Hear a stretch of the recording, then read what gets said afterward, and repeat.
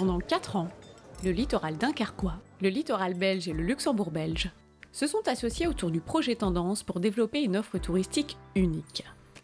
Élus, experts, professionnels, ils nous disent tout sur ce projet. Nos territoires sont confrontés aux mêmes enjeux touristiques et aux mêmes difficultés. De développer une offre touristique qui est vraiment plus en phase avec les nouvelles attentes des touristes. Notamment, au début du projet, on a étudié des tendances. Certaines tendances étaient bien possibles de les adapter à un contexte côtier et aussi à un contexte Ardennes. Dans ce projet Tendance, il y avait évidemment des similitudes et des défis que nous devons relever en matière d'attractivité touristique. Cette nécessité finalement de professionnaliser tout le volet communication, d'être davantage visible en ligne. Chaque partenaire a pu apporter pendant ces 4 ans son expertise et son expérience, donner des réponses et des solutions concrètes auprès de nos professionnels de tourisme pour faire face à des défis communs. La force du collectif, c'est le fait que chaque partenaire a vraiment une plus-value à apporter au projet. Le programme Interreg réalise tout de même que ces frontières sont effacées. Et de nos jours, c'est un message extrêmement important à vous donner. Alors, quelles sont les tendances ? La tendance, c'est de cuisiner avec authenticité. À partir du moment où vous avez la passion du métier, vous restez toujours au top. Et il est important de leur transmettre le feu sacré. Le succès, c'est le client qui le fait. Il revient chez vous parce qu'il trouve une originalité. La cuisine contemporaine ne ressemble en rien à la cuisine d'antan. Mais les bases doivent néanmoins être conservées. Mais les tendances, c'est ça, c'est d'aller chercher les produits locaux et à partir de là, de les remettre en valeur. Vous ne pouvez cependant pas emboîter le pas à toutes les tendances parce que c'est trop risqué. D'apporter toujours une valeur en plus dans les plats. Ce qui est important, c'est de placer le produit en point de mire. D'où vient-il? Où allez-vous le chercher? Comment l'utilisez-vous? L'essentiel, c'est de servir une cuisine saine et savoureuse, enjolivée d'une belle histoire. Même dans le simple, essayer d'apporter une petite distinction culinaire. On a des producteurs qui savent faire, essayer de les valoriser parce qu'ils sont demandeurs. Voilà l'objectif que nous poursuivons. Le fait maison, les produits locaux, la cuisine saine et savoureuse. Vous l'aurez compris, le consommateur recherche avant tout à se faire plaisir et à se construire des souvenirs gastronomiques. Nos partenaires ont proposé leur savoir-faire et leurs conseils aux professionnels lors d'ateliers culinaires, de challenges gastronomiques et de formation. Des échanges précieux grâce à la participation de grands chefs, qui ont connu un véritable succès. Grâce à nos partenaires, les restaurateurs ont pu découvrir les nouvelles tendances de la gastronomie et ajouter de nouvelles recettes à leur carte. Des menus qui évoluent et un challenge réussi pour le plus grand plaisir des gourmands.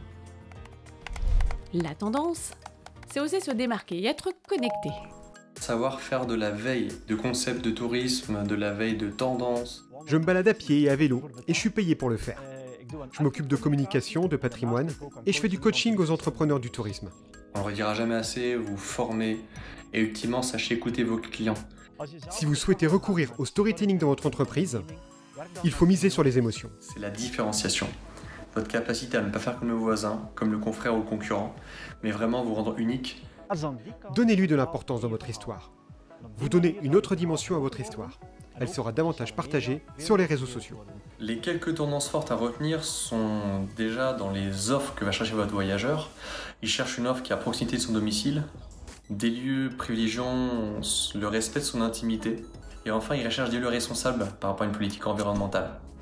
Le projet Tendance a permis de former nos prestataires aux nouveaux codes et usages digitaux grâce à des ateliers, des coachings et la mise en place de boîtes à outils marketing sur mesure pour développer leur visibilité sur les réseaux sociaux et surtout améliorer le parcours client. En fait, on a eu un très bon accompagnement, un suivi rapide et clair, très complet et très pertinent par tous les intervenants. C'est important d'être bien à jour au niveau numérique, on n'a pas toujours les moyens. Et je pense aussi vraiment une force de ce projet, c'est qu'il y a des solutions faciles à mettre en place très, très vite. J'y ai vraiment vu l'opportunité d'avoir un bon audit, un regard externe qui serait posé sur le musée dans lequel je travaille. On veut vraiment aider les projets à se professionnaliser encore et à être vraiment en phase avec tous les outils de promotion. Absolument faire coïncider tous ces outils avec son ADN sa passion pour son institution et son projet. Tant qu'on est dans l'authenticité, elle a toute sa place dans l'avenir. Cela a permis de réveiller un secteur qui s'était quelque peu endormi. Est-ce que j'en suis satisfait? Énormément. Audit, stratégie web marketing et création de contenu, autant de conseils pour que le digital n'ait plus aucun secret pour nos prestataires touristiques. La tendance, c'est de vivre une expérience unique. Moi, ma tendance, c'est justement de créer des projets personnalisés. Je pense que l'épidémie de Covid-19 nous incite à retourner aux valeurs fondamentales. La simplicité pure en ce qui me concerne. Selon moi, cela se reflète aussi au niveau des intérieurs. En général, les projets sont abordés de façon globale. Il existe pourtant une foule de jolies choses. Il sera encore plus important de fournir un bon rapport qualité-prix. Il faut qu'il y ait du rythme pour créer de l'intérêt, d'analyser tout l'environnement qui sort même de l'espace déco. Je pense que nous pouvons combiner cette simplicité pure avec des matériaux bruts et naturels. Que voilà, ça fait partie de l'image, ça fait partie de ce qu'on va montrer. Un aménagement intérieur soigné renforce l'expérience du visiteur et améliore le bien-être et le ressourcement. Une bonne raison pour s'y intéresser. Les partenaires ont ainsi développé des actions de valorisation de l'aménagement, l'objectif étant de révéler le caractère unique et identitaire du lieu.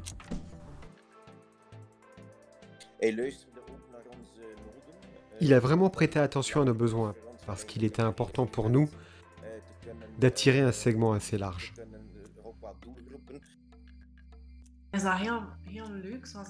C'est sympa de bénéficier d'un soutien, de constater qu'il y a des gens qui croient en vous et qui réfléchissent en votre compagnie.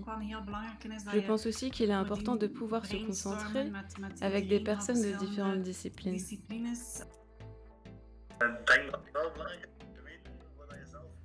Je pense toutefois qu'il est important de savoir ce que vous faites exactement. Pourquoi les gens viennent chez vous, si vous arrivez à connaître les raisons. Ne surtout pas hésiter à changer de style et à investir. Dès la réouverture, une augmentation conséquente du chiffre d'affaires.